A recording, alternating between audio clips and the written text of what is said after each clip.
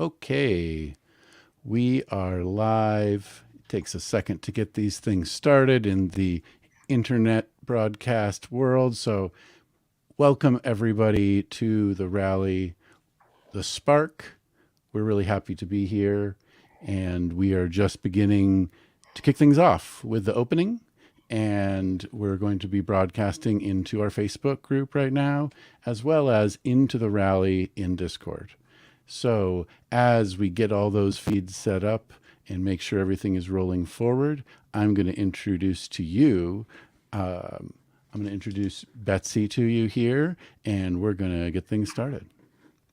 Well, thank you, Linz. I am Betsy, with along with Linz Florin here, and a team of very persistent, hardworking, lovable Youth of Unity alumni. We are coming together to breathe life into the Youth of Unity alumni network. So tonight, we're going to kick the rally off, talk a little bit about what's happening here, and then get into our panel about regional officers. So if you're just joining us, you are right on time.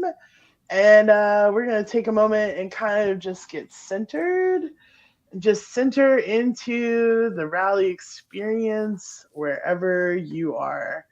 All right. So if you are in a chair, just allow yourself to get comfortable. Maybe plant your feet on the floor and be fully present in the room and the space that you are, knowing that you're totally connected to this like huge group of amazing people. Close your eyes and soften your gaze if that's comfortable and safe. And when you're ready, taking a deep breath in through your nose and let it go. And as we breathe life into Spark, another deeper breath, more present in through your nose, holding it and letting go.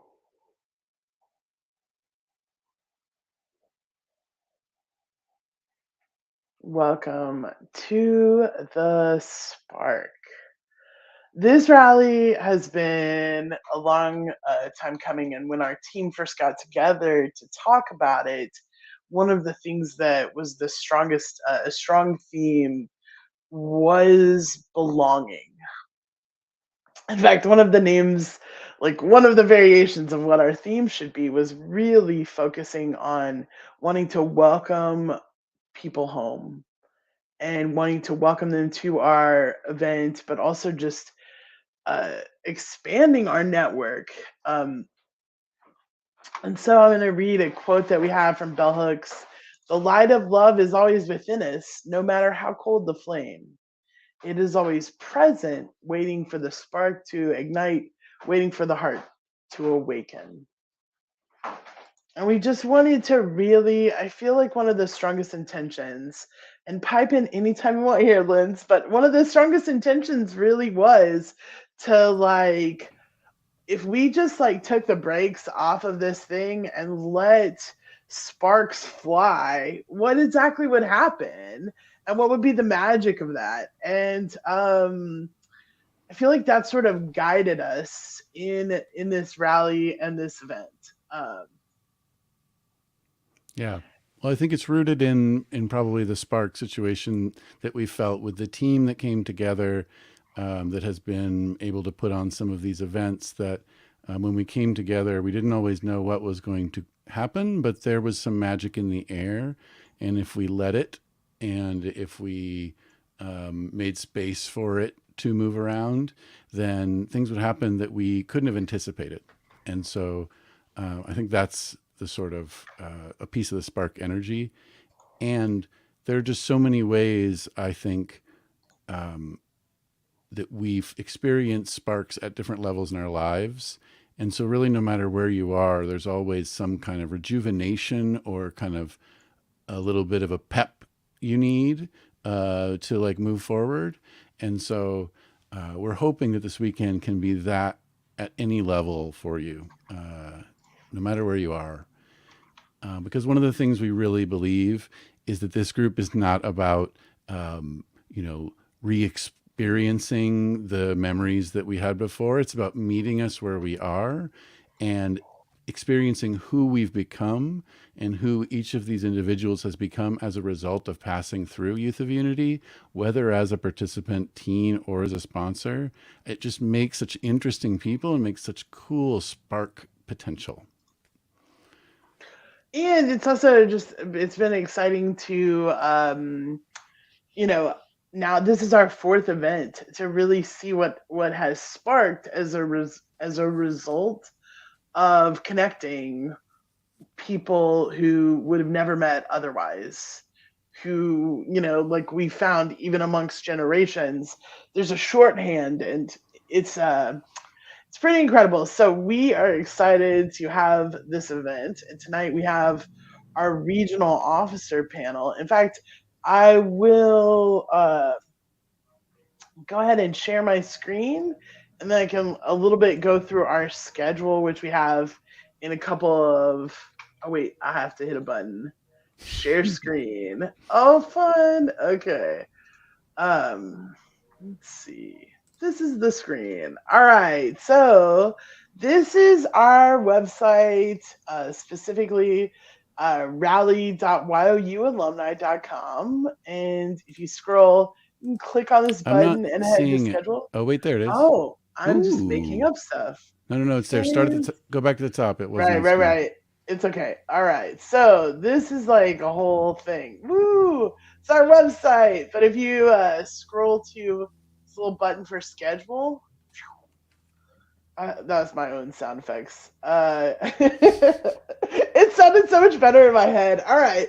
So here we are. We have a couple different, if you want to download our schedule to your Google Calendar, you can like see full giant write-ups of everything. You can also just download these fancy neat things to your phone. These versions of our schedule, which, yeah, so tonight we are having a Regi panel and our first family group. And before we get started, if this is your first time with us, while it would be cool if you can come for the entire event, uh, thank you so much, Alex. While it would be great if you can come to the entire event, we are really just wanting to fit a rally into your life, wherever that is. So yeah, tonight we have opening, and then our regional officer panel, and then after that we're gonna have our first family group, and then we're changing it to late night hangout. But the conversation tonight there will be around what mindfulness practices from Youth of Unity do you still use now, including breathing or singing every little cell or alive, alert, awake. Um, yes. So that's pretty exciting. Also, a conversation around NGU if you're interested to connect in that way, and Vespers, which is like a meditative way to end. Tomorrow is a full day of awesomeness, starting with the Collective Spark workshop. And I'm going to actually turn it over to Linz to tell us a little bit more about Saturday. All right. So the Collective Spark Workshop was we're starting off the day. It's really just a way for people to come together, and we're going to do little one-on-one. You know, it's a chance to really meet everybody at this virtual event and discover the common ground and connect around things that we have in common. And so it's really just kind of a sandbox playground for that. And we'll have some activities for that. We'll move into family group 2. And then afterwards, there's an open discussion about what it looks like for post COVID Youth of Unity. It is an area of note and concern and care for a lot of people. And we want to provide a chance for people to come and talk about that. And then leading right after that is a talk about how to grow Y.O.U. today as a supportive adult. What can we do from the adult place to say, hey, we want this group to continue to exist and we want to support it in some way, shape, or form. And then I'm leading a workshop about how you can be, as a podcast listener, or if you like to make podcasts, how you can use that creative form as a ritual in your life to find grounding and connection to yourself. And then we have another family groups. And then our sort of keynote for tomorrow night is Dieter and Jenny Randolph connecting to the spark source within. I think that one's going to be really, really good. They're all really, really good. I couldn't, who's to say one's better than the other, but I'm excited personally to see what they bring. And then in the evening, we have a cocktail hour. We haven't done this before. And this is just a kind of just social time, a chance to let loose and just be together in a setting. If you like, we have cocktail and mocktail recipes we've been sharing in social media in case you want them. And then another late night hangout. We're really the late night time is kind of when we can all just kind of let loose and there's no agenda. And we can just connect and see what we have in common and do all that stuff. And then I think what's going to be a really fun late night talk is about what about cultural appropriation in unity. And I think that's there's a lot to talk about there. There's a lot to discuss. And then another Vespers to close out the night. And I'm going to kick it back to Betsy to sort of sum up Sunday. Yes. Sunday morning, we are doing a peace vigil for Ukraine. And actually, we hadn't usually put the words for Ukraine on the peace vigil because, like many who grew up in unity, we didn't want to, we started thinking we would do this a while ago. We didn't want to say that there would be a war. Anyway, it's now we're acknowledging the war so that we can bring forward the peace. We have a whole variety of meditations, readings, discussions. It's really important in our hearts that we connect as alumni to do some of what we do best, which is um, come together and bring forward peace. So that's pretty awesome. And then once we've solved world peace, we're going to have another family group because that's what we do. And then recap all of this, the whole rally, recap closing ceremonies, and yeah.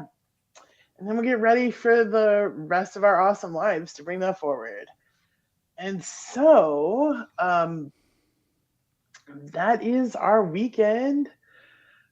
If you are new, often it's good to do this with two screens. If you are in our Discord server, so that you can read the chat and also um, connect with, you can kind of see what's going on. So I'm just trying to think of the pointers because we have a lot of new people and we are really excited.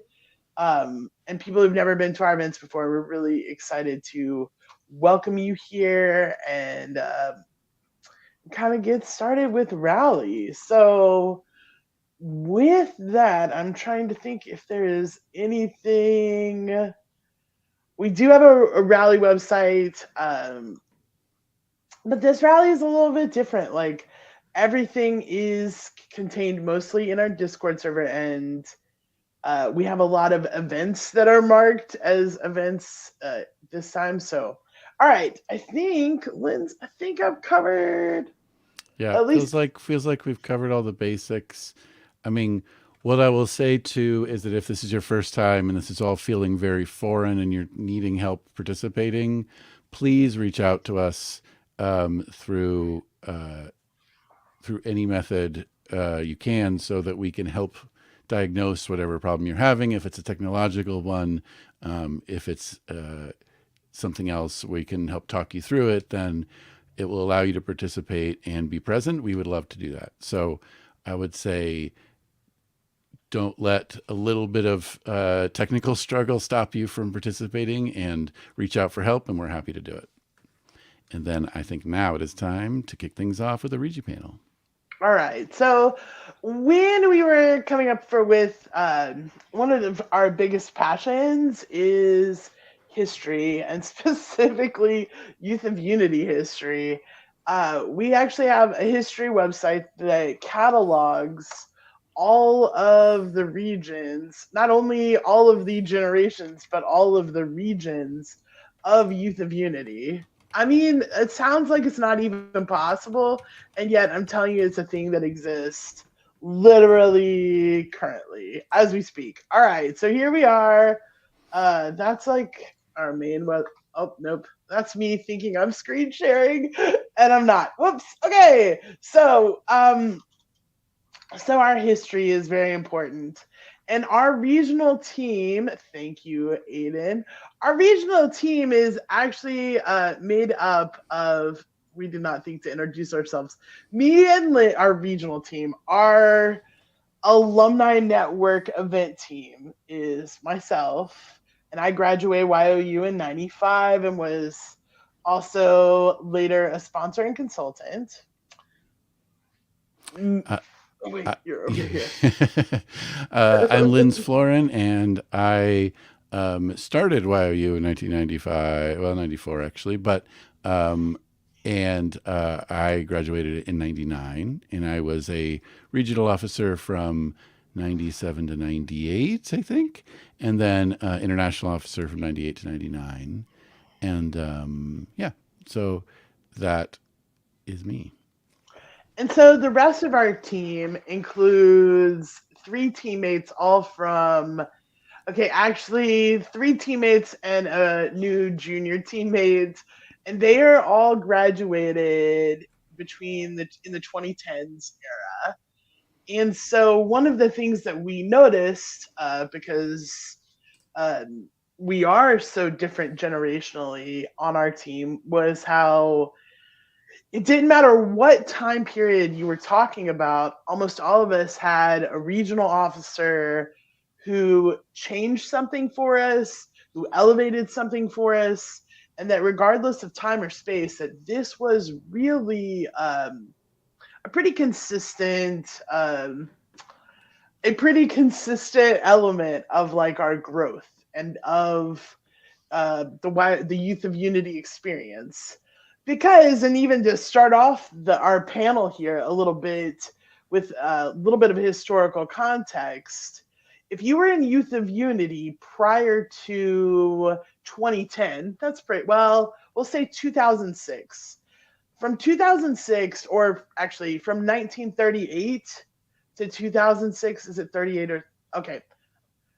I'm pretty close either. From the 1930s to 2006, Youth of Unity Conference was the summer event that happened usually at Unity Village. And then there was a period where we kind of, and by we, I mean Youth of Unity, reassessed and revalued, a lot of things happen. I'm like kind of yada, yada, yada. And then after 2010, it was an event. It's become known as an event called IYOU, or also shortened to IY.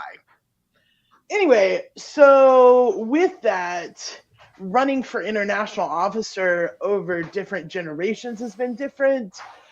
But what we noticed was regional officership really had more of the impact. So our intention was, after adding it up, it's approximately, we have approximately 1,500 regional officers. We believe reasonably that many, over time. And so we put out a call to try to find four from different generations. And the good news is we've got three. Yay! And so and they're not exactly from different generations, but it is different. And having been a consultant, uh, from the 2010 generation, I can speak a little bit like I have feet in both camps, where I was a YOUer in the 90s and a little bit in the 80s, and also a consultant, which is kind of a position that helps make regional officers. All right. So with that, we are going to what we'd like to do is go ahead and introduce our first panelist, and bring, I was going to say the oldest panelist up to the stage, Scott. Hello. I think. There I am. Okay. Sorry, it's like, oh, I'm the oldest. Yay! Well, we're very excited because Yeah. really, when you started Youth of Unity, that would be that kind of helps us expand the Hmm. generations. Hmm. Yeah, So late 70s. Yeah. late 70s. All right. So you were a regional officer. Okay, so you were a chapter officer Hmm. I guess it was in 80. I said it to you earlier. I was kind of backdating it from when to this to this to this. And yeah, I was a couple. I was, I think, the regional secretary, I think, or treasurer, VP, and then Regi president, Regi rep, and then international in 82. So that would have been that 80, 81, 82 type of time frame. Yeah, right okay, around the cusp, the beginning of the 80s. beginning of the 80s. Yeah, Okay, yeah, so long ago. when you were a regional officer, were you a regional officer like you said with it? Did you have a team that you were with? Well, yeah, there was, the four of us, the standard kind of board thing of president, vice president, treasurer, secretary type of thing, and of course our regional coordinator. And and I kind of actually backed into, thinking about this stuff today, going back into the archives of the brain about what happened actually, because I was like, well, I was vice president too, and I got to go to my first conference because I actually was treasurer, and our VP, Nicole Hartwig, she actually had to resign for life stuff, and I suddenly became the VP, and then I was like, hey, you get to go to conference, yay! And so yeah, so that's why I remember I did a year of VP, and then from that became Regi rep, and I said in 81, which had been my senior year actually.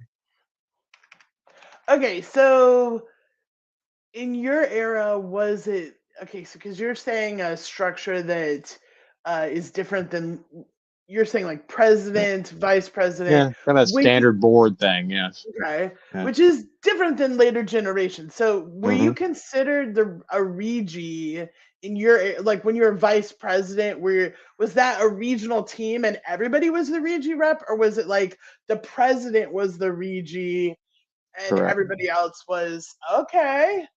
Yeah, So, exactly. So you would be, yeah. So the Regi rep was the president of the region, as it were. And so yeah, so you have the standard president, VP, treasurer, secretary thing, which would be like a board thing. But the president was the Regi rep, and the vice president would be we called it associate at that point. Yeah. oh, okay, So it was, because yeah, rep and associate rep. Yeah, that's how it was. Yeah. Thanks for the quiz. Yeah. no, you're doing great. I mean, Exactly. we won't do the math. It was It it's just a was moment a ago, long but time ago. Yeah, exactly. It's hard to believe how long ago it was. Yeah. because Yeah. it's in some regions now even Mm. associate. There's like two Regi reps. There's we've even in my time. I'll say yeah. I started Y.O.U in the late '80s, and Hmm.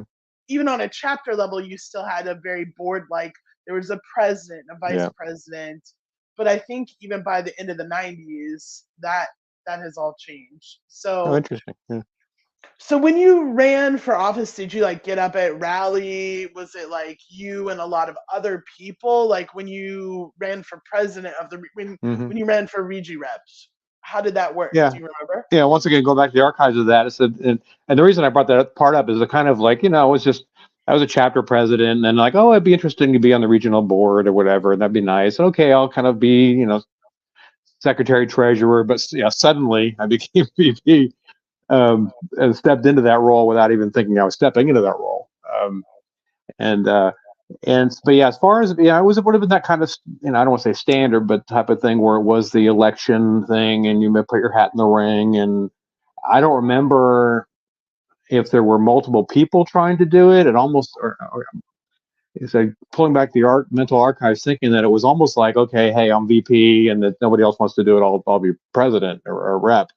And I think Lori actually, who introduced us, who was setting this up. Um, I think was she the associate at the same time when I was president? I said it's really going back. Um, but I don't remember it being much of a big to do or like competitive thing or a big election thing. It seemed like it was pretty well like the next step type of thing. It was like, okay, well, you're doing this, and I guess you can do that. And So I just remember kind of sliding into it. I don't remember it actually being. Now I do remember international was much more of a big, different people, I say competing and the vote and everyone. But I don't remember actually Regi being much like that. So actually, no, Okay. Mike Downing was the VP when I he was the associate when I was president, when I was Regi rep. And we both Okay. ended up becoming international together, actually, at the same time. And so international, how many, just for fun, how many Mhm. international officers, or was it like you had a president, a vice, was it one, two, like? There was just three of us. So it would have been and I could be wrong at this, but I'm trying to remember that you had a first and second VP, as it were. So it's president and first and second. First, generally being more the spiritual aspect of it. So that'd be the person dealing with the spiritual, and then the second would have been more administrative, if I remember correctly. I just remember that the first VP was could be much more of the spiritual leader in position in that.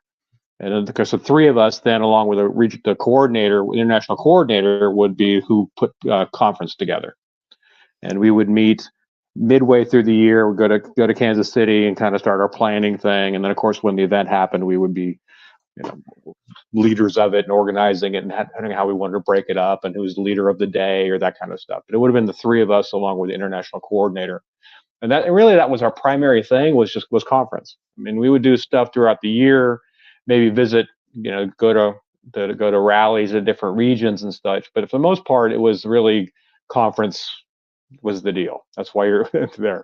Um, Communication throughout the year. Here's what's going on, stuff, but really just tie things together. But really, it was geared toward. And this is my memory of that, is toward of the next year's conference. Yeah. Okay. That's all.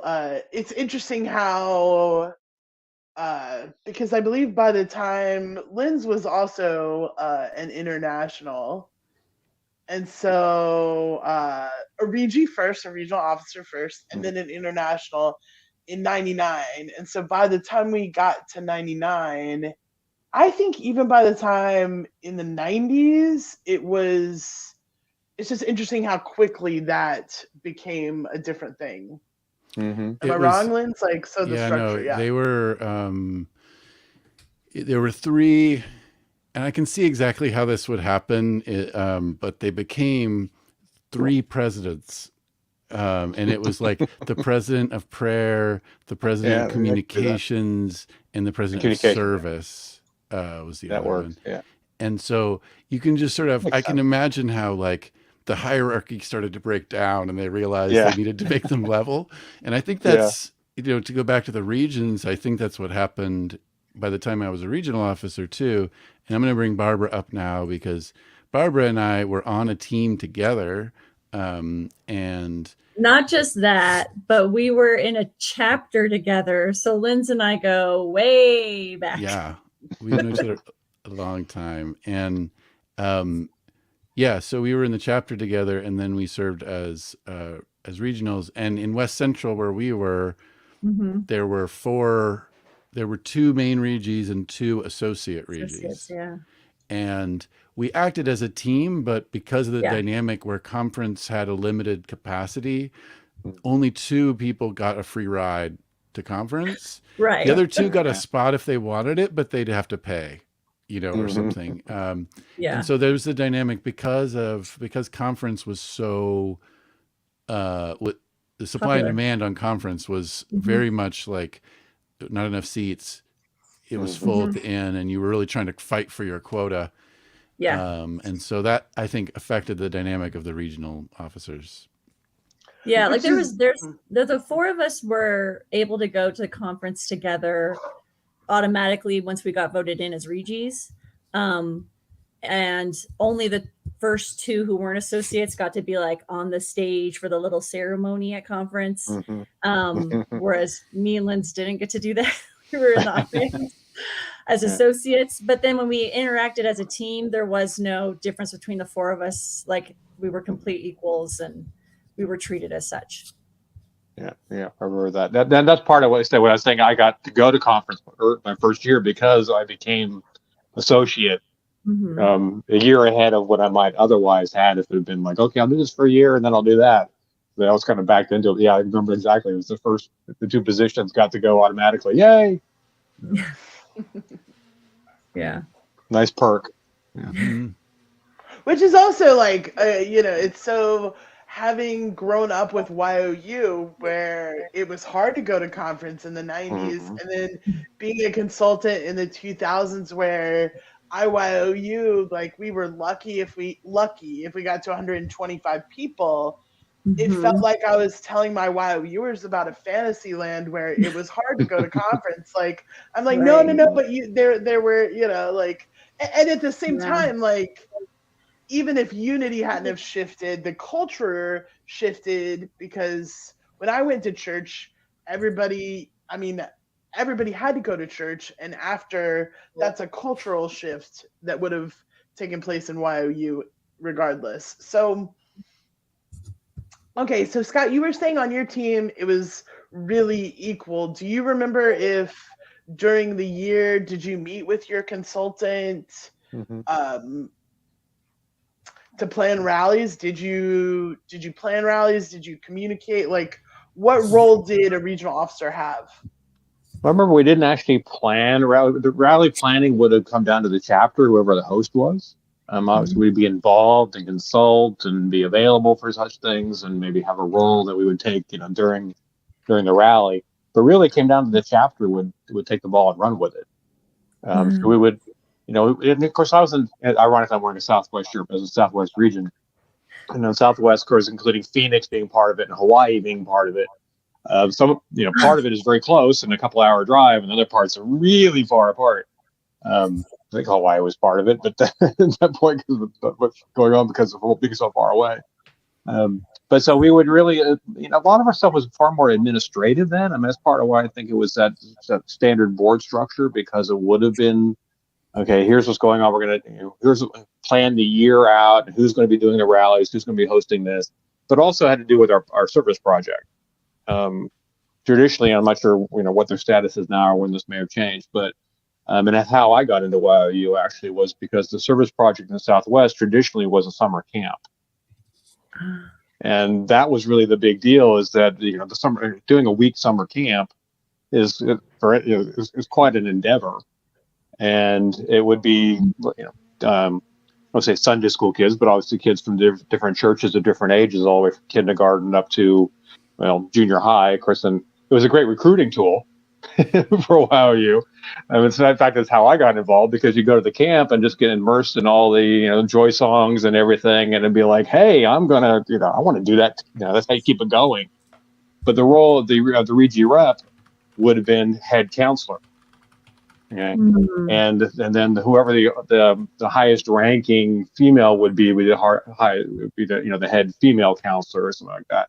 And so that was our really big deal, was so the chapters would do rallies, but the summer camp planning was really what came down to, as far as our the board, as it were. That was our big deal. I forgot all about that. Yeah, it was a great thing. I mean, it was really, talk about some great memories in there, especially for kids who started that. It was a great continuation almost of Y.O.U. Y.O.U. in some ways is a continuation of summer camp. That was part of it. I want to keep doing this. How can I keep doing this? I'm too old now. Oh, we have Y.O.U. And then for like me, because I that was my junior high is where maybe 10, 11, 12 years old. And of course, then also meeting Y.O.Uers, and those would be our mentors and the big kids, and that was it. We really looked up to them, because, when you're 10, 11, 12, the 17, 18-year-olds are adults, and of course, and it was, and that part of that is learning from them and tapping into what we know, what Y.O.U is all about, but then also being able to do that also yourself, going through the years of being a camp counselor, and and the younger kids, and then bringing them up and kind of sharing that same and passing that down was a great tradition. And for me, one of the best things about being a regional officer at that point was having such a role in the summer camp. Wow. I don't know what they're doing now, but yeah, it was great. Actually, that is so different. That is still, as far as like the history we understand, that's still a part of Southwest region, and it's also a function, I believe, in Northwest. They still, Mm-hmm. those regions are the only ones that have ever had at least a consistent summer camp. Yeah, that's So interesting. Yeah, it was great. Yeah. We I think we tried to kick off a summer camp, a kids camp during our regional year. Like we petitioned the board Mm-hmm. um and but that took our whole year, and then it was some other group of people had to try and I know implement we it. did the work. We Exactly. did the work to convince the board to let us bring it back because it actually got canceled right after the last year that they did a kids camp. I went to it as a kid, and it was Mm-hmm. bananas. And the YOU, what's funny is my brother was actually in YOU, and I was in 6th grade, and my brother was one of the counselors, and the counselors Mm-hmm. were just running amok. It was Yeah. it was chaos. Like all of us kids, we knew what the YOU counselors were up to. Like it wasn't, yeah. And so Yeah. Linz and I on as our team, we had to convince our board, like, hey, can we bring it back? We swear we'll be responsible. We've learned our lesson. So the Regis after us got to have a kids camp, but we didn't get to. It's a ragged edge. You can go any direction depending on what's going on. So looking I back, it's kind of still, like, we did that. We shouldn't have done that. Yeah. yeah. There's a lot of looking back that's like that, I Yeah, think. exactly. Especially like, oh, that was not Let's smart. just say I remember why it was canceled because as a kid I was there. I haven't forgotten. No. Well, if I may throw one thing like that, I had a little Toyota pickup truck, and I remember we had one. There was one night we had where we'd take the kids up, and it was up higher in the mountains, and we do an overnight camp out with tents and whatever like that. And so they would hike up there that one, but then we would do over the night. You're done there. We would bring them back down, and I remember having a bunch of kids in the back of my pickup truck coming down the windy mountain road. This is the back of a pickup truck, and now I'm like, what were we thinking? It was so stupid. It was just in the back of a pickup, little toy pickup truck driving down the wide, that kind of down the mountain road. Is like, okay, They'll be fine. we were definitely being watched out for there. The universe was on our side. But, yeah. That's funny. no, well, yeah, and it's there's definitely different safety measures, I'd say, in the 70s and 80s. Yeah, exactly. Yeah. Mm-hmm. No, there's a lot of stuff that you look back on and you're like, whoa, okay, that was. I'm trying to recall a specific one, but I No. always, Yeah. I definitely would have a question. So Scott, do you remember at your rallies, could YOUers smoke cigarettes? Right? See, it comes back Yeah, pretty exactly. quick. You're I like, think so, but it was in a certain, kind of smoking area. But and I believe so. I can't. I had a mental image of people doing that. I mean, but yeah, I mean that still would have been mostly the late '70s, and it was still, teenagers shouldn't smoke kind of deal. That there's that more, but some did, and so okay, well, if they're going to, instead of sneaking out, whatever, we'd rather have them do it here than burn the back of the building or something. So I yeah. believe so. I mean, obviously it Even wasn't encouraged, but in the 90s, I mean, we didn't I don't remember. I mean, the early part of, I don't think West Central, I think it got kiboshed pretty early. Yeah. But at conference you're going, that was such a shock to me. And I think probably because I was coming from California, from West Central, and we hadn't had, no smoking was allowed anywhere. And then we get there and you're like, oh, there's like 15-year-olds smoking cigarettes here. What's going on? Yeah. I could be conflating the two Like, too. oh, they're from the South. Okay, well, cool. Yeah. But, cool. Yeah. at my first rally, which is in the 80s, I believe it was 88 or 89, I was in Southeast and we voted, which is also, it's the most YOU thing ever. Like, they let the YOUers vote to stop having smoking. And the only reason, like, we were like, the health reasons, but also really it created a separate consciousness of people who went outside for cigarettes. But it just, like, it also means that, like, the van ride to rallies that sponsors and YOUers would stop and smoke cigarettes together. It's like kind of like it's a very different world than where we are now. Yeah. Well, of course, back then too, it was still, smoking as a thing for the population was still, you had smoking flights, or you could still smoking sections on airplanes. And I remember in the mid '90s, I flew to Mexico City, and they still had the smoking section on the plane. Domestically, they didn't do it, but they still had it on the plane. And so as things started, it became less and less restaurants and became less socially either acceptable or just part of that.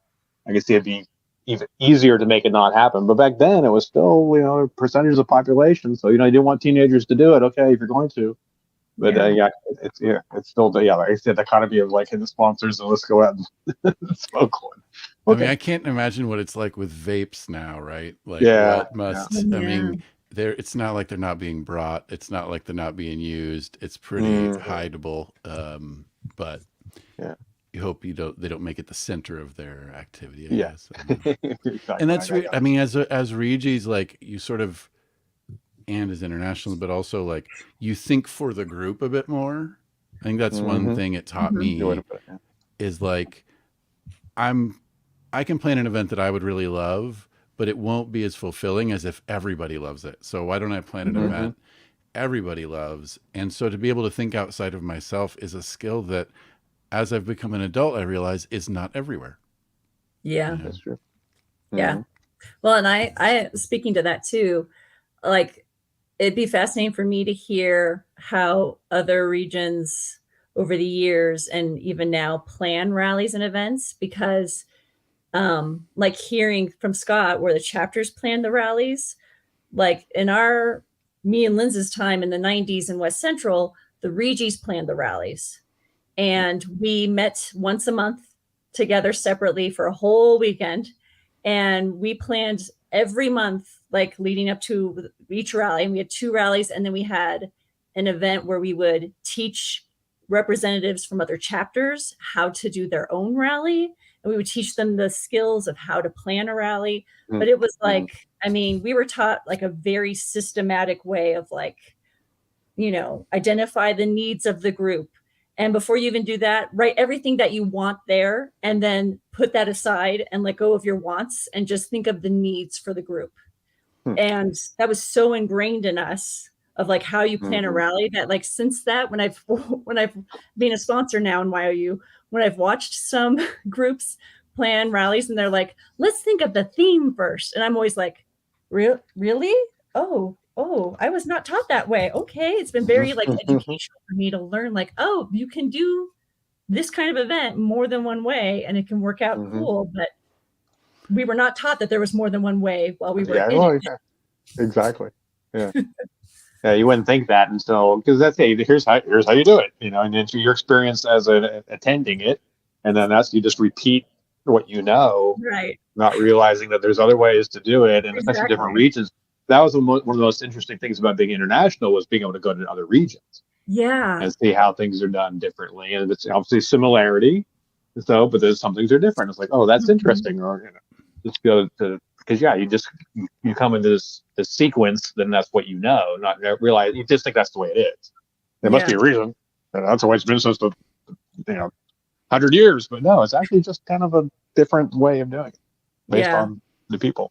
Yeah, that's very cool. Yeah, I agree. I am for that reason. I am really, really thankful that I am a sponsor in a different region than West Central, just so I've gotten that experience of like, oh, this is cool. Like, great. I still have obviously lots more to learn about Y.O.U and how you can do Y.O.U. And I'm in my 40s now. That's cool. Well, I think that's interesting just as far as, the evolution of being in an organization and having it's kind of like, I guess, like you said, going to high school or a high school group of what your school has gone through over the years. It's been going on. And different generations and different what's going on in the world and in the country and this society in general. But meanwhile, it's all the same place, or it's all the same organization, or what have you, but it's going to be completely different, but it's still going to have that thread through it. Yeah. And it's kind of like finding what that thread is and tapping into it while other things are changing around here. Right. And that to me is it's interesting to kind of be a part of the history and understanding the history, but also understand it's not going to be the same way once you're gone. You go back and Exactly. you go back to your high school and everyone's like, well, it's the same, but it's completely different. It's You not. know, what are Yeah. these little kids running around? You know, they all look like they're 10 years old, but they're not. That's cool. Well, and it's interesting too. Like one of our teammates, Aiden,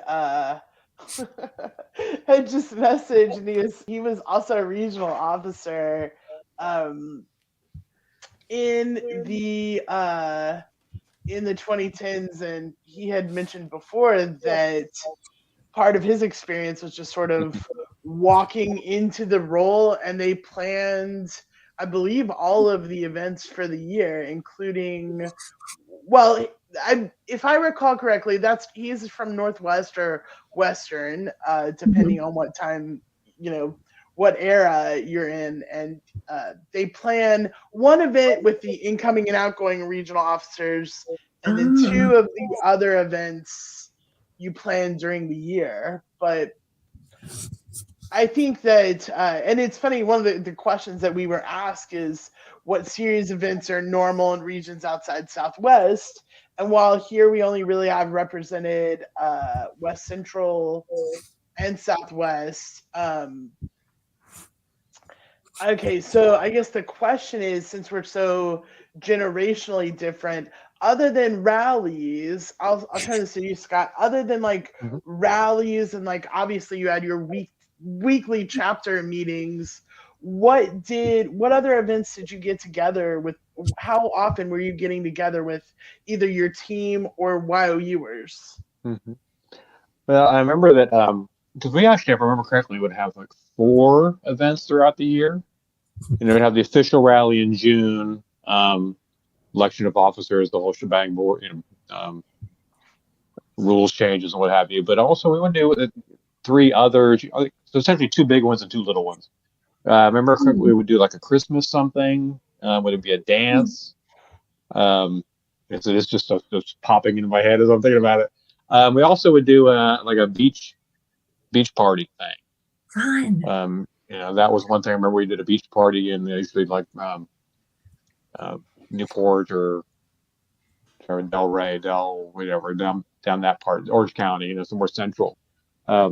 So we'd have a couple things throughout the year, but then those were kind of like, hey, we're having us, come if you can. It wasn't really necessarily an official thing as much as say, you beach party on this date and you will show up. And but I remember we would do, at least it was kind of like a quarterly event of some type, just to kind of keep the. And of course, then in June was the kids camp.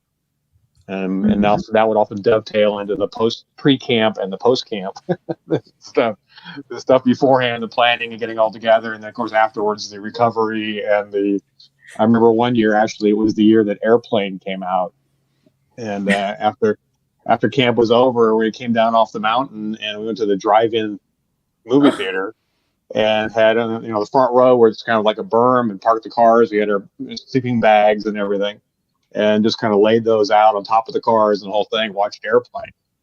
Just kind of keep that vibe going together because, hey, we got through it. But kind of part of the thing about Southwest, and maybe West Central is the same, kind of similar but different, but the regions that are smaller are more compact. Then it was easy in an hour or 2 drive. There'd be a lot of just social. I don't remember about you guys, but I remember for the most part, my social group was Y.O.U.ers. It wasn't like high school people. I was in theater in high school, and I had a core group of friends there too. But generally, my closest friends or people get to do most things with were Y.O.U.ers. So, and that would expand toward Southern California. Oh, wow. Yeah. Well, we had an interesting dynamic because, I mean, we had a really big chapter. For our time in Palo Alto was sort of a really big deal in the 90s. And I mean, our regional team, there were 4 people. 3 of us were from Palo Alto. Like 3 of us were from the same chapter. And of of the 6 people that ran for those 4 spots, 4 of us were from that church. So it could have been a clean sweep, you know? Yes. Yeah. Not uncommon. And as Betsy said in the chat there, our regional history page covers a lot of these little intricacies and cool stuff. Oh, that's neat. Yeah. And we were a big region. Like, I mean, we covered most of California, Nevada. And then by the time we were Regis, we had Hawaii. So Hawaii was then West Central for us. And so, you know, we were spread all throughout California and Nevada. And so we were quite large, just regional wise, like space that we took up. So I don't know. It was our chapter was like 30 people, 25 to 30 people at some point. And so we did a lot of things as a chapter. As a chapter, we were really, really active. But as a team, I mean, we got to, so it was really weird that 3 out of 4 members of our team, we saw each other every Sunday. Like 75% of us were together every week. Every week. Good thing we love each other a lot. but it was like we were with each other all the time. And then, it was a lot of time together. We know each other really well. Super well. But then we would have like one whole weekend, Friday through Sunday, every month. The 4 of us would get together for the entire weekend with our regional consultant to start planning our rally. And so we had 2 rallies, and then, like I said before, what was it called again, Linz? What was in January? Was it leadership? Leadership. Yeah. So leadership was the event that we taught. Leadership was like, and leadership was cool because it was like a very small, tight knit rally, and that like only 2 people from each chapter could attend. And so then you got to know everyone at that event really, really well. But we were in charge of all those events. Sounds familiar. I'm like, do we do that? It's a great idea. I wonder if we did that. Yeah. And like you said, Scott, as international, I got to go to different regions. I don't think that's a thing that the current indies get to do, but we got to go to different regions. And so I got to go to Western or now Northwest for a rally, and I got to go to Great Lakes. And Great Lakes, that's the region that makes your brain explode, because it's just a different scale. Like you think, oh, we cover a lot of ground in our region. No, we do not. Great Lakes covers a lot of ground. Exactly. Great Lakes at the time in the 90s had 2 Regis, and they divided it. They had 3 sub-regions, and so they had one sub-regional officer for each of the sub-regions. Right. That's right. They were huge. They were huge. Their rallies had upwards of like 600. They like exceeded the big one every year would often exceed the size of conference. So it was like 600 or I'd heard about events in the 700s, but like that sounds crazy. That's right. But that meeting, going to my first conference when I was younger and getting to meet people and like learning, there's like this whole legend. There's so many people in Great Lakes that they just carry all the lore in a whole different way, and there's a different scale to everything when you've got, there's just like, oh, there are 60 chapters there or whatever. And they've all got dozens of people, and it's weird. It's amazing. And so anyway, the regions, there's quite a lot of variety. I think in my head, there's sort of a basic structure where everybody's got a main rally and a second rally, and they don't always call it that. Sometimes they're called different things, but there's sort of the primary event. There's like officer changes, rule changes, that kind of officialness. And then there's some other main official one. And then there's, depending on the vibrance of the time and the space, sort of how are the events in between that? How strong are they? But it's, Betsy and I sit around and casually make spreadsheets about like, okay, how big was, like when did this team change from being like this to like this? And so we're sort of unofficial historians, I would say. That's interesting. Because the geography is such a different thing between like Southwest, where it was, other than the outliers as it were, is a 3-hour drive between most of the region. And then let's see, it was interesting for me, as it were, is that I ended up living well. When I was international, I actually went to Southeast to their official rally, and in Florida, and actually then to try to keep this short, ended up going to school in Dallas. I just went to college in Dallas. So then I became into South Central, and didn't go to rallies and stuff, but I went to the North Dallas church, and we met Y.O.U was there. I just knew how that kind of was, and then after school I went to L.A. and then I moved from L.A. to Nashville, and then from Nashville, actually a year and a half later, I moved up to Michigan, and there was a girl involved, and but actually I was in the Detroit area, Ann Arbor area, of course, Livonia being during my time was the church. I mean, they had 40 people at conference would be Livonia, and then actually going to that church, and that was my home church. There was actually to be in Livonia, and then after that, then later on moving and living in Nashville, and of course being a part of the Nashville church, which had a very small Y.O.U. I didn't have any kids at the time, but it's part of Southeast. Well, the difference between the tip of Florida and Tennessee, it's once again a very long geographical. So to go to a rally is like for Tennessee, if it was in Florida, well, that's a 10-12 hour drive. Same thing in Texas, where you're going from El Paso or to Dallas is 12-hour drive. I mean, it's not something you just say, we'll get together this weekend. It's a major commitment of time and finances. And so that was just different, have the different perspectives of that for us in the California, whereas even in West Central, as broad as that is, other than Hawaii, Nevada, getting to Nevada from any part of California is not easy. Yeah. So but that's part of that. How it's interesting how Great Lakes, did that. And it was interesting also there for me to meet a lot of people that grew up, and then people I knew from Y.O.U. And that's also part of that Y.O.U. thing, reconnecting with people that are different parts of the country, especially as international, because then also I knew the regional people that served at the same time, and still connected on Facebook and the whole shebang. Just one of those perks of Y.O.U. and being in leadership is being even more connected with people than you would if you were just attending or just a member. That's cool. That's really cool. That is true. So it's you're kind of what you're talking about there, Scott, like brings me to my next question, which is how did being a regional officer, I guess in this case too, an international officer, but how did stepping into that leadership affect your life, and affect who you became? Anybody? I just logged the whole thing, but go ahead. We'll come back to me. For me, I think for me it really spoke.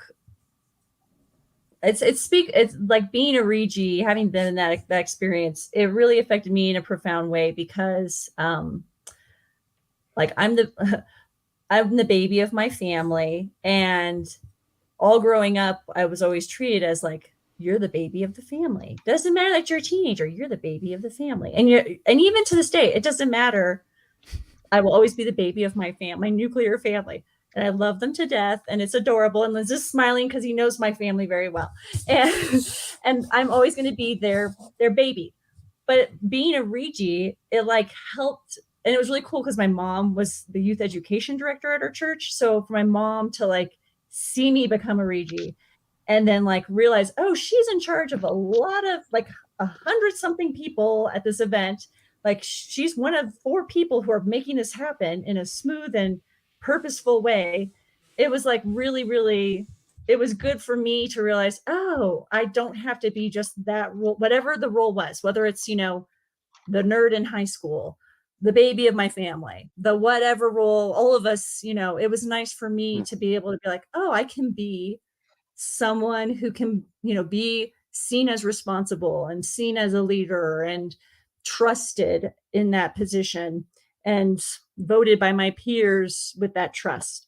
And so for me, it was the start of really being able to change the narrative in my own head about myself. And I didn't realize how much I needed that until after I'd gone through it. And after going through it and then going on to college immediately afterwards, it really taught me I can make my narrative whatever I want, whenever I want, and it's not limited to being in high school and in YOU. Like, that's stuck with me forever. And so whenever life challenges come up, or we, all of us, whether you're a sponsor, a YOU, or a whatever, Regi, whatever you were, like whoever you are, all of us, our positions, our roles in life change over time. And so the more any of us can like roll with the changes and go change and be willing to change our own narrative when it needs to be changed, or challenged when we need to challenge our own narrative, we're giving ourselves, like, the better off we are. So for me, it helped me do that. And I didn't realize I needed that till after I'd gone through it. That was a lot. Sorry. No, that's so profound and beautiful. Yeah, that was exactly. It was great. Yeah. Yeah, I was like, I can't expound upon that further. And I'm rarely left without words, Barbara. So thank you. Yeah.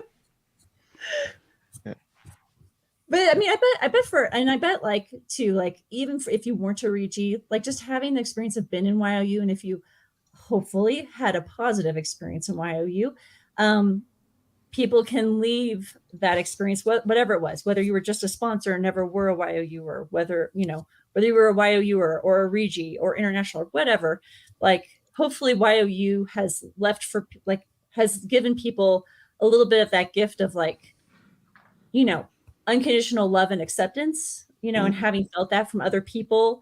And if you weren't given that as a child by your nuclear family, which ideally we all should have had, but if you weren't, hopefully you got some of that from YOU at some point, and hopefully like people can rely on that for their source of resilience. I mean, it's amazing. When I think about YOU, it's so much bigger than, a spiritual movement.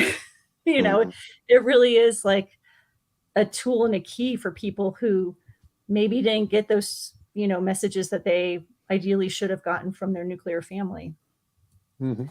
So Yeah, I definitely feel like it's interesting to watch, like being now in the corporate world and seeing what stuff actually works there. It's all mindfulness, and like the thing that when CEOs burn out and like the whole thing is just like they have not figured out how to be with themselves, and they don't know how to breathe. And it's amazing how much not having these things can just really be hard for other people. And it's such a gift to be able to experience it. And I think at the regional level is once you've realized that you have to think about how to teach it and how to hold that space, you're sort of thinking beyond yourself too. And I think that's, I come back to that it, I'd have been a much more self-involved. I was pretty self-involved in my 20s, but I would have been much more self-involved at all stages of my life if I hadn't had this opportunity to think for others and do that.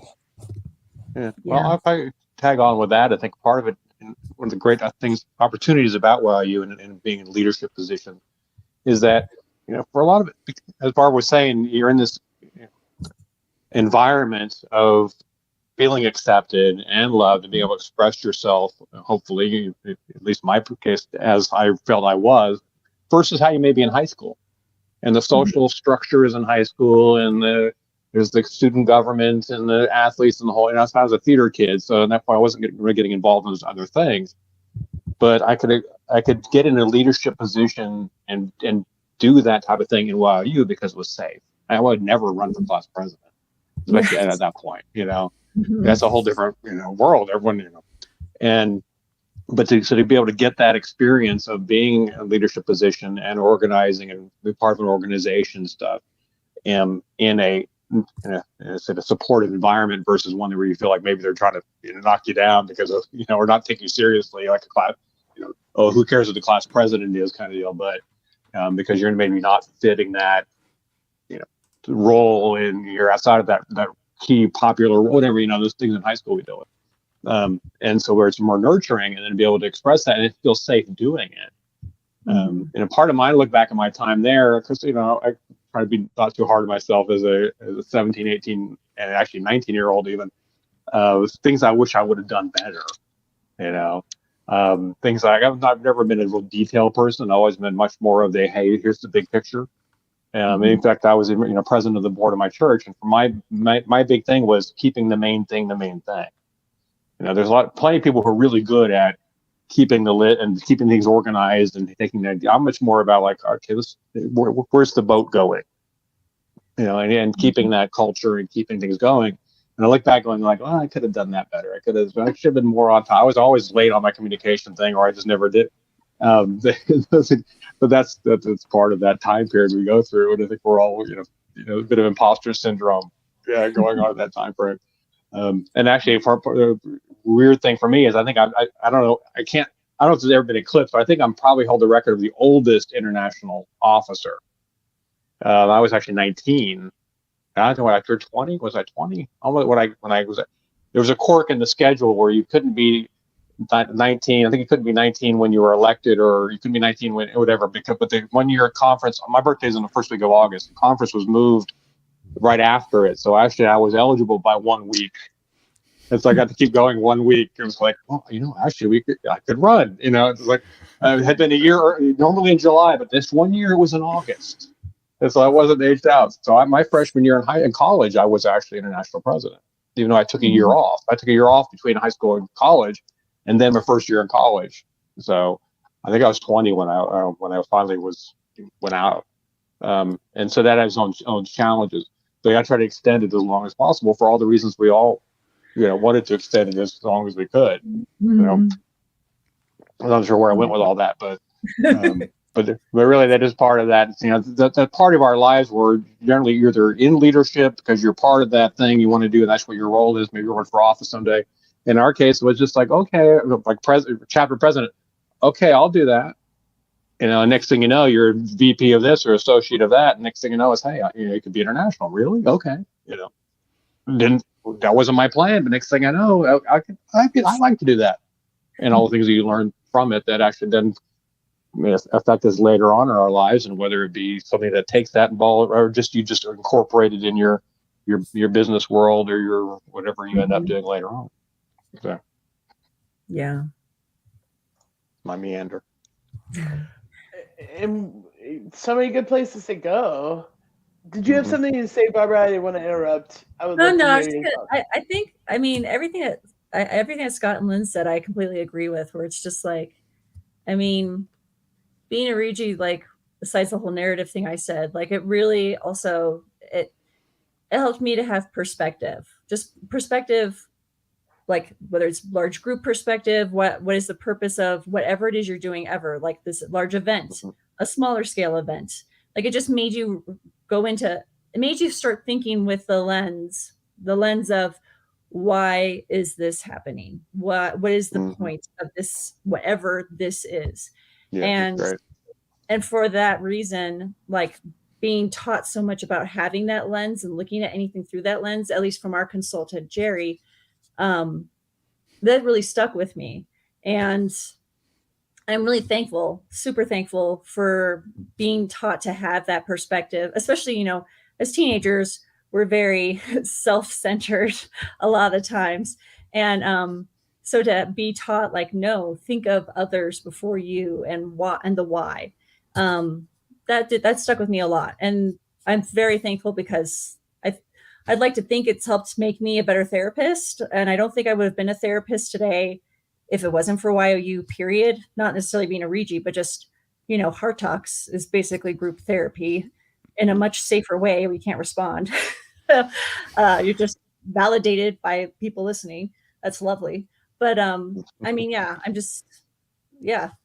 Y.O.U and being a Regi, I mean, it's just, that ripple effect has yet to be fully realized. Like, I'm still feeling the ripples from it 20 something years later.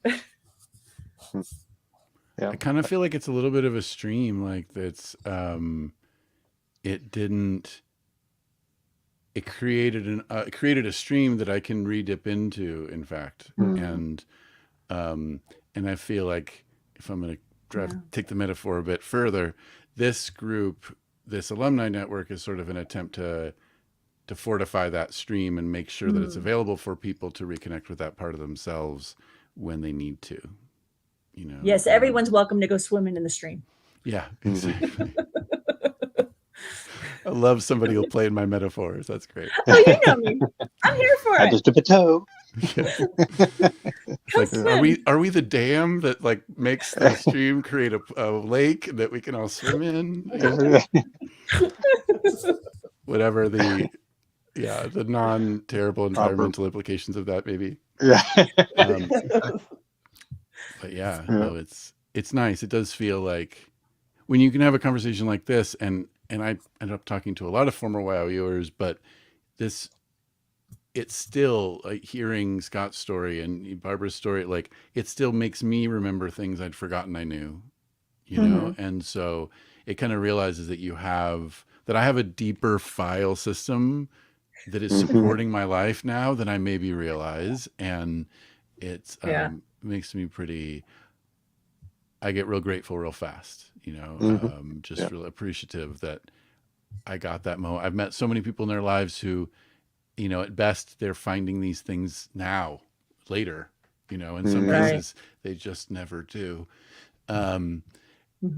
Just to be around people who have the same kind of baseline set of things is just so nice. Yeah. I agree. One of our comments in the thing was, I'd put a houseboat in that stream if I could. Thank you, Alex. That is lovely. That's so cute. Yeah, I want to make that image.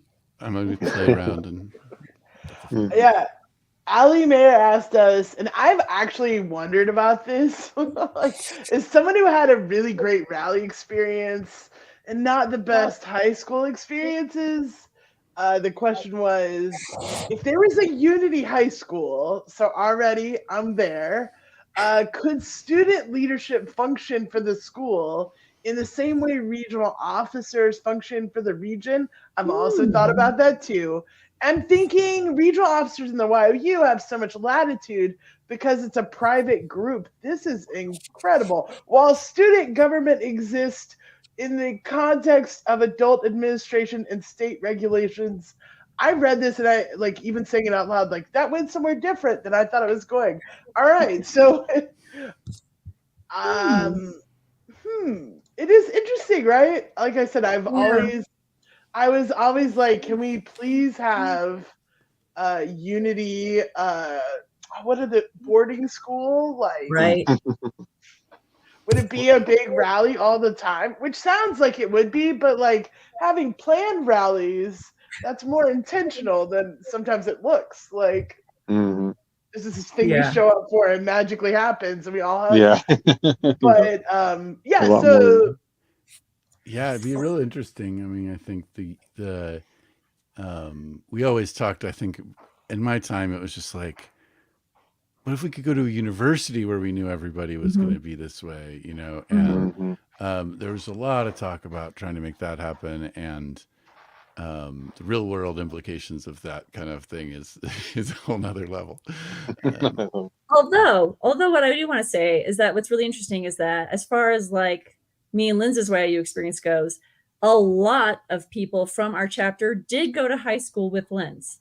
I was lucky in that my friend Caitlin from our chapter, Caitlin went to high school with me, and she was the only one from our chapter who went to the same high school as me. But Linz had at least like 10. I don't know. You had like a lot, it felt like. By the time I was a senior, it was too many. Like you're like, I don't know. The division between the places became really fuzzy at some point. And I know I got myself into trouble more than once for that. I don't remember how, but it happened. But yeah, so it's like, I don't know. So there you go. Maybe Linz is answering that right now. Maybe that would be tricky. I don't know. I think it would be lovely. I would like to, I mean, our Regi experience, like Jerry, our consultant, he like really ran things very, like a very certain way. And so I feel like if you had enough adult supervision that wasn't loosey-goosey with the boundaries with the YOU, because there are some loosey-goosey sponsors when it comes to boundaries, and I've met some of them. So as long as you didn't have loosey-goosey boundary sponsors, like boundary adults in charge of that high school, I think it could work successfully, but you would need a lot of chaperones at that high school, at that boarding school. Boarding specifically, you'd need a lot of chaperoning. Well, and I wonder what the role of the different consultant types, is that different, we also had the continuity of Jerry was a consultant for a decent time before us and many years after us. So that region had the same methodology, like you could learn year over year. It really, and then there's some regions where it seems like a revolving door, where it was like every 2-3 years there was a new consultant coming in. Right. And so I'm curious, Betsy, as someone who came into to a situation as a consultant, if you have any thoughts on that. I definitely think that consistency in consultants makes a tremendous difference. And I also think, even what you're talking about, Barbara, you were saying that you were able to meet once a month. Like I was consultant for South Central region, and I had Regis, we were lucky to get together twice a year at best. Woohoo! But also, it's an interesting thing because our 2010s generation has video chat, which is very different. It's a complete game changer. One of my Regis, I won't call her out. Yeah, Aiden points out Northwest had Jackie Green for 40 plus years. Right. Wow. Jackie Green would literally be a thread amongst all of our generations. But yeah, so the consistency, I definitely think that the consultant, what the consultant would allow, how the consultant also the side of the consultant you don't see is how they interact with the regional board, which is made up of a bunch of ministers who oftentimes have no Youth of Unity experience, right? Yeah, or understanding. Yeah.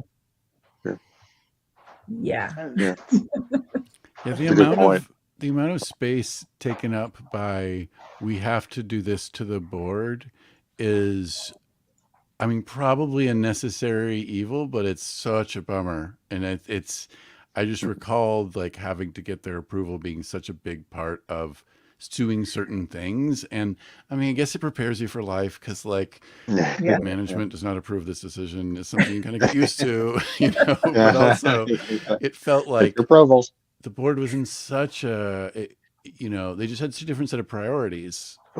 If I'm being generous, and I'm just saying their priorities were different, it's not that they were obtuse. So I'm not saying that, but sometimes. So yeah. Yeah. I don't know what else I was going to say about that. No, that's a good point, actually. So Scott, you were saying that you keep up with some former alumni, on Facebook, but are they still?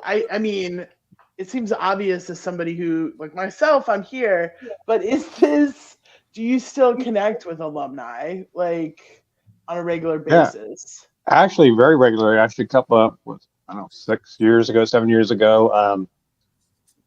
We actually started. We have every year now because we had a little bit of a gap with COVID here, but we actually have a reunion of that one of our former internationals, John Farman, put together. Just kind of reached out and said, part of that social group, which is also Y.O.U group that was kind of born of each other, as it were. And they started, hey, let's do a reunion. It rented a beach house in Newport. And I'm not sure how I got invited, but I got invited. And so all of us there were either regional or international. And I said, I'm the youngest not actually, Mike Downing's the youngest now by about 2 months, but but he and I, but as far as the rest of them are that generation, then as I mentioned, when you come in, they were the big kids. And so what's been great about that is we created an annual thing where we actually do the house for the weekend. And we stay in touch now. We've been doing Zoom calls and things like that. We're called the Band of Brothers because we're all guys. It's the guys' weekend. And it's been just one of those really special things to reconnect, but also to stay connected. And for me, these are the big kids, that I didn't really know them that well, but we've got to know each other, in ways because every year we get together, and how it is, that kind of thing where you spend more time with some people sometimes than other times.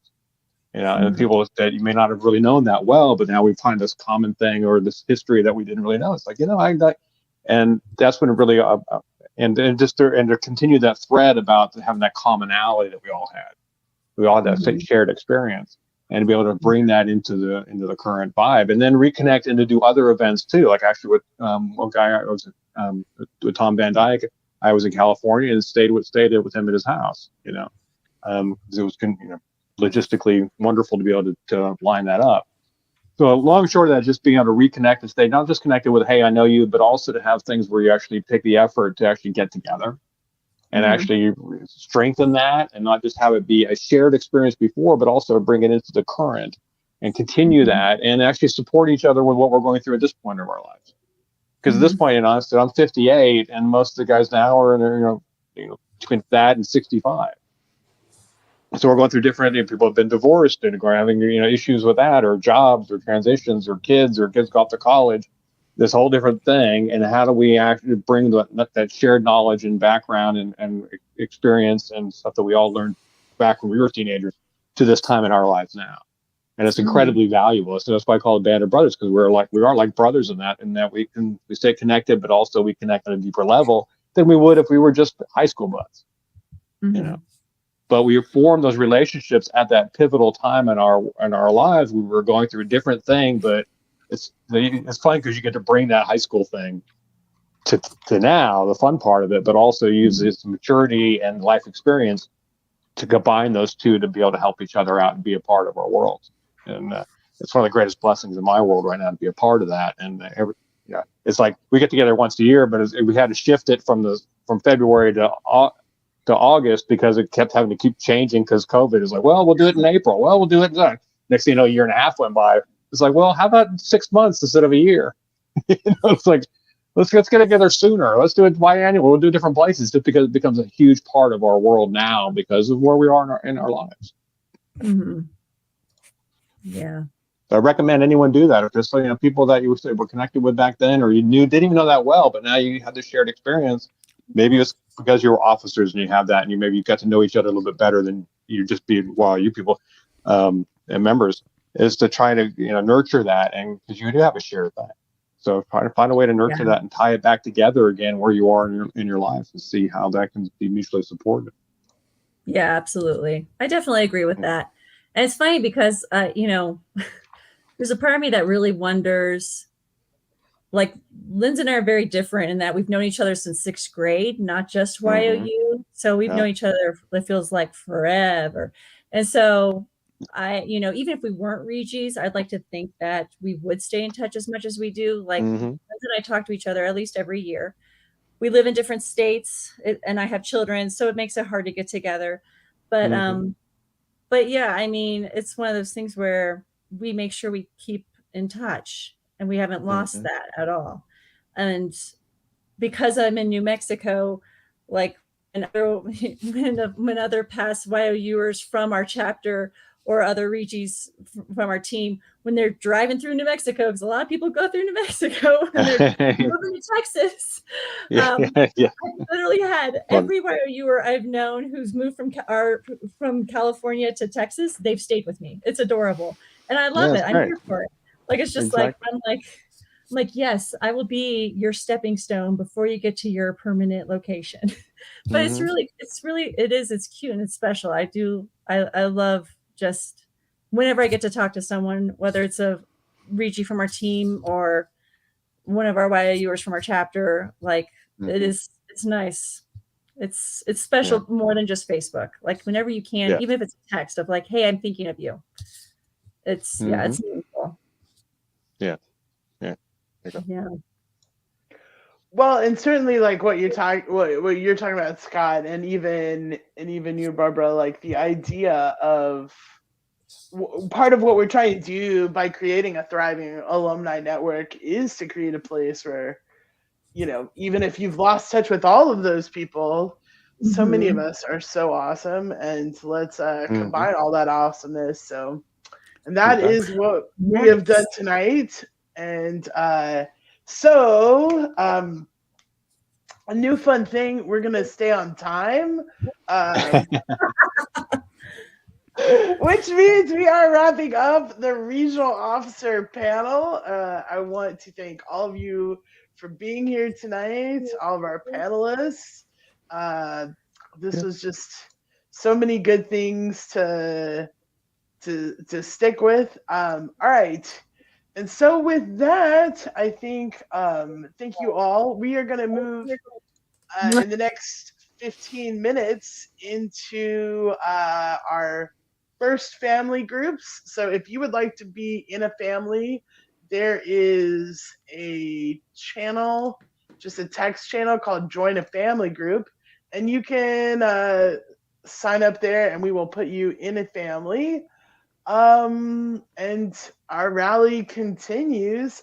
Community connections and family groups are starting right now. Linz, did you have anything else to say as we finish our regional officer panel and our opening? No, this has been a great opening. Welcome to Rally, everybody. I hope we get to sort of keep connecting on all these deep levels and finding our shared sense of connection there. So thanks everyone for participating, Scott, Barbara, Betsy, and look forward to joining you all in the chat on Discord. And great. Yes. That's the end. So bye-bye. Bye-bye.